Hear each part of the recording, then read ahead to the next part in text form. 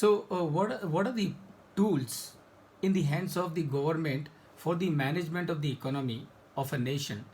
Primarily, it will comprise of two tools. One is fiscal policy, and second is monetary policy. Now, how do you differentiate between the fiscal policy and the monetary policy? Fiscal policy is for the management of the finance of the entire country. Fiscal policy is the management of the finance of the entire country, or management of the operations of the entire country. Monetary policy is the money management. So if I can give you a simile, and I'm sure you will understand very well, management of the entire company, management of the operations of the entire company is the fiscal management, and doing the treasury management by the finance department of a company is the monetary management. So these are the two tools which are available with the government for achieving the objective. And what is the objective? And I'm sure you will remember, the objective is all inclusive growth. One thing that you must understand here at this point in time, management of the fiscal policy is with the finance ministry.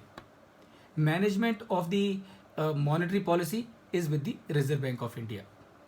And remember, let me also tell you, friends, at this point in time, and I'm sure you must have heard this many times, a lot of people say independence of RBI. Remember, there is no department in this country can say that I am independent.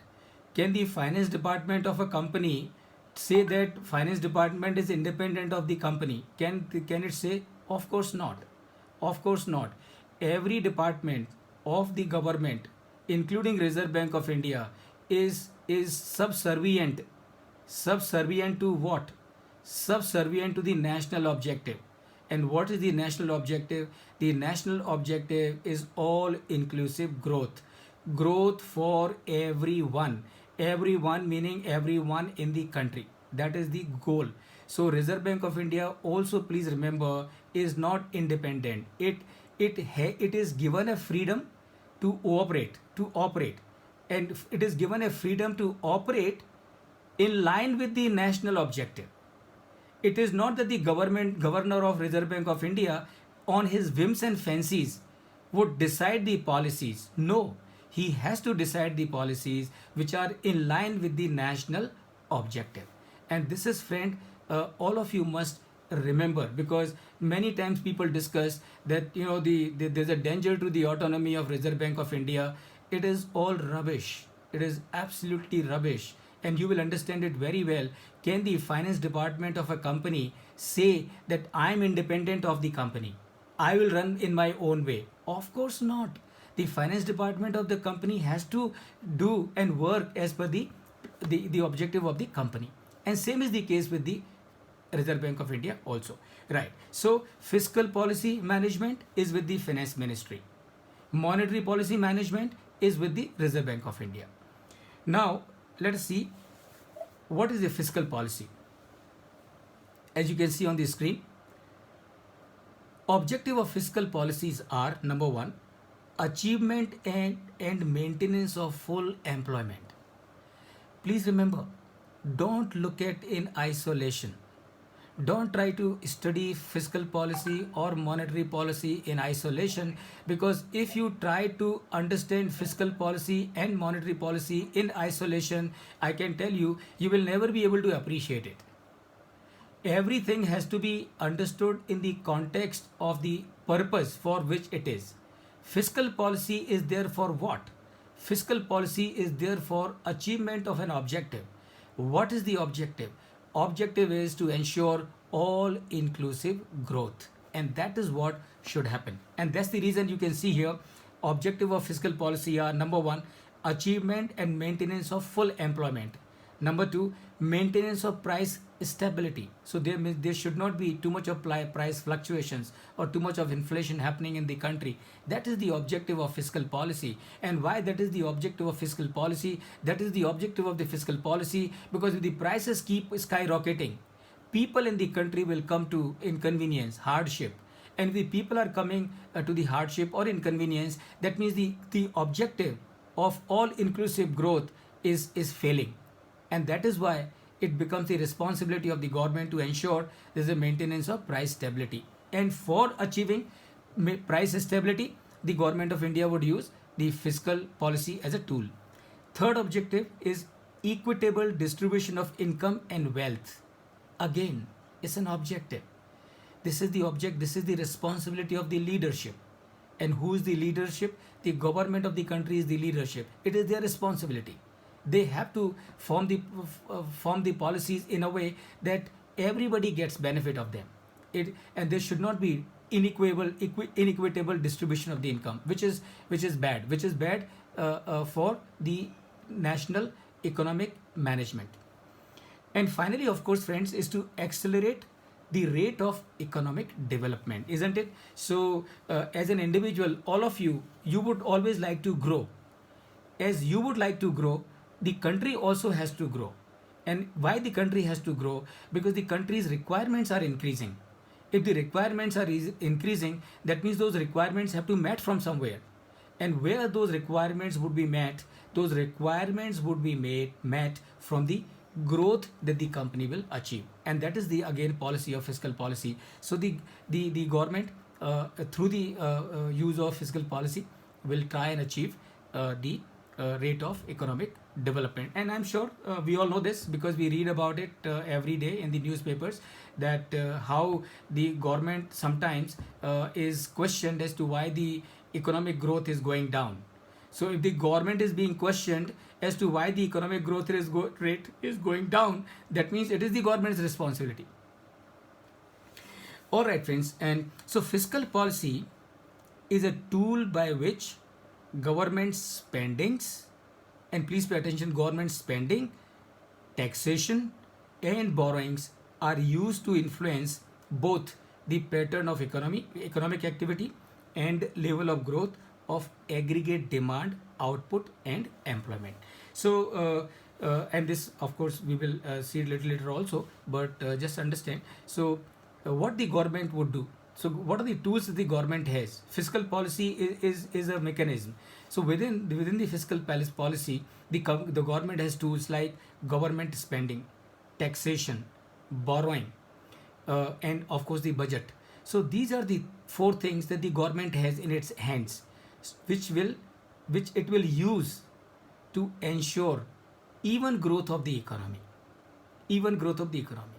When the economy is going downhill, what the government would do? Government would increase the government expenditure. And I'm sure you can understand, when the government would increase the expenditure, what will happen? It will give a boost to the economy because there is a economic activity happening.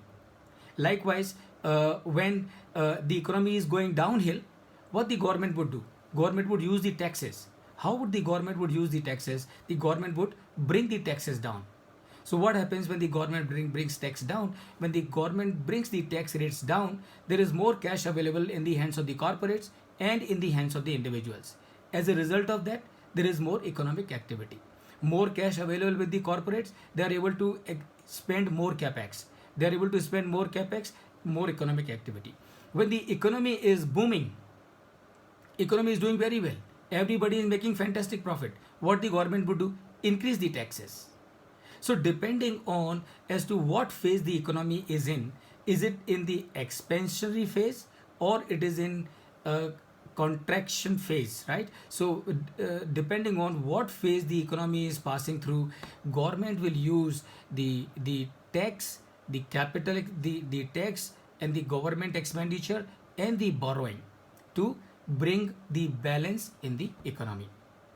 So this, friends, is your fiscal policy. So as I said, what are the tools? Government expenditure, taxes, public debt and budget. So these are the four things the government will do. Now this is what you need to remember. So there can be a question here. What can be the question? Question can be, what are the tools of fiscal management policy, fiscal management? What are the tools of fiscal management in the hands of the government?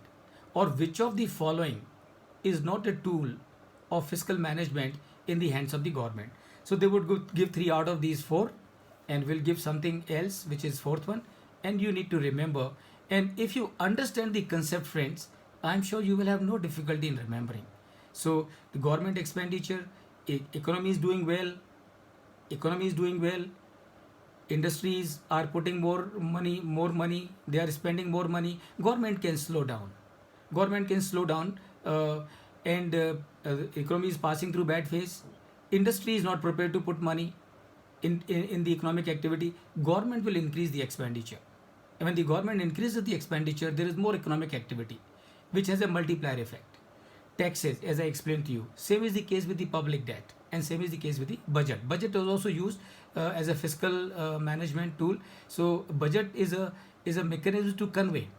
So when the taxes or the capital expenditure or the social spending, all that are incorporated in the budget, as we all have seen.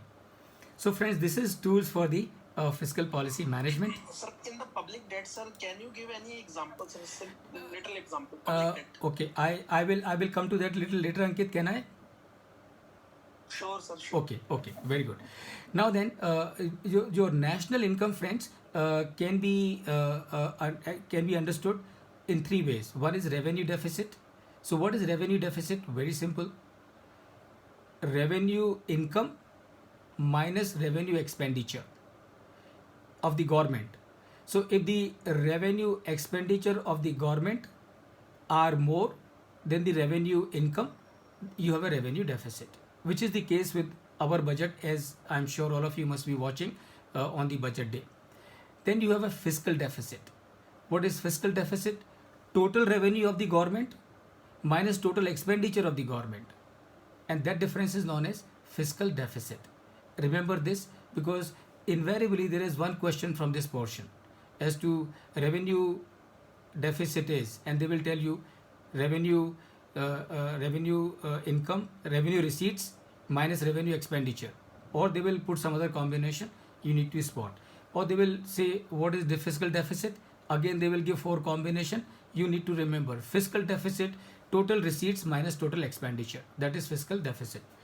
Primary deficit, primary deficit is fiscal deficit minus interest payments the government makes on its earlier borrowings. So you know what is fiscal deficit. Fiscal deficit is the total deficit. Total deficit meaning all the receipts, the capital as well as revenue, minus all the expenditure, capital as well as revenue. The difference is fiscal deficit.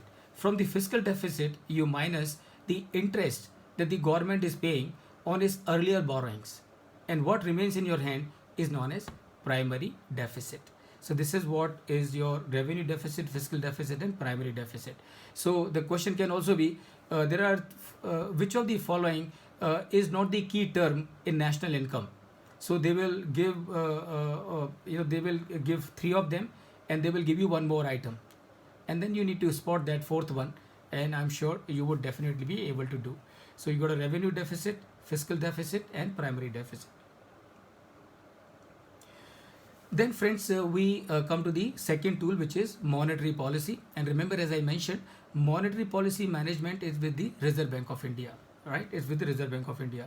So what is monetary policy? Monetary policy is the use of monetary instruments by Reserve Bank of India to regulate the availability and cost of money and credit. That is your monetary policy. It's basically management of the supply of money into the system. That is your monetary policy. So what is the objective of monetary policy? Number one, control flow of credit in the system, flow of money in the system. Number two, thereby control the quantum of money available in the system. So remember, I'm sure all of you must be reading about it, must be hearing about it. Many times the Reserve Bank of India would try to control the supply of money in the system. And why they will try to control the supply of the money in the system? Because it is their thinking that this way they would be able to contain the inflation. Because they would think if there is less money in the system, there will be less demand for the products. If there is less demand for the products, the prices will go down. And this is how they would be able to control the inflation. Now, this is what they think. Whether they are right or wrong, I do not know, but that is the objective they achieve. Control of money supply influences the interest rate. So remember, if the economy has to be given a boost, and all of you, live example, COVID times is the live example of this. So I'm sure you all must have heard that 20 lakh crore relief package which the government of India has came out with. You would have noticed that the interest costs have been brought down. And why the interest cost have been brought down is because the government wants to give the boost to the economy. So that is the third objective. And finally, the combined effect of all this is correction to prices. So the inflation is brought down. So friends, these are the four objectives of the monetary policy. So remember national income, remember the two tools, and more important than anything else, remember the objective of macroeconomics. Please don't read macroeconomics in isolation. Understand, be absolutely clear. Macroeconomics means what? Macroeconomics means management of the economy of the country in a way so that there is an inclusive growth.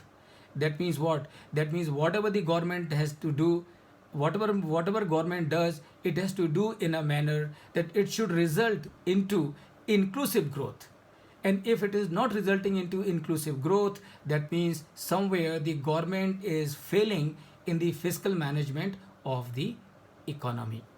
And my humble request, friends, to all of you, these are fantastic concepts. Don't try to understand theoretically. Don't try to memorize them. Apply your mind to them actually. Just think about deeper into them. You know why it is so, why it is so, why it is so. And it's only when you start questioning yourself and your understanding, then you will get a deeper insight into it. And I'm sure, friends, all of you would remember in the very beginning we have learned EIC, economy, industry, and company analysis. And what that economy analysis, this is that economy analysis.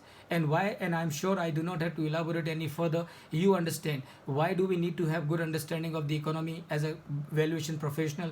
Only when we have a good understanding of the economy, we would be able to figure out as to in which direction the company of whose valuation I am doing, it is going to go. All right, friends, time is really flying. So now we come to the last part of this chapter, and which is trade, business, and economic cycle. I would like to throw this question to all of you, and please tell me what do you understand by trade, business, and economic cycle.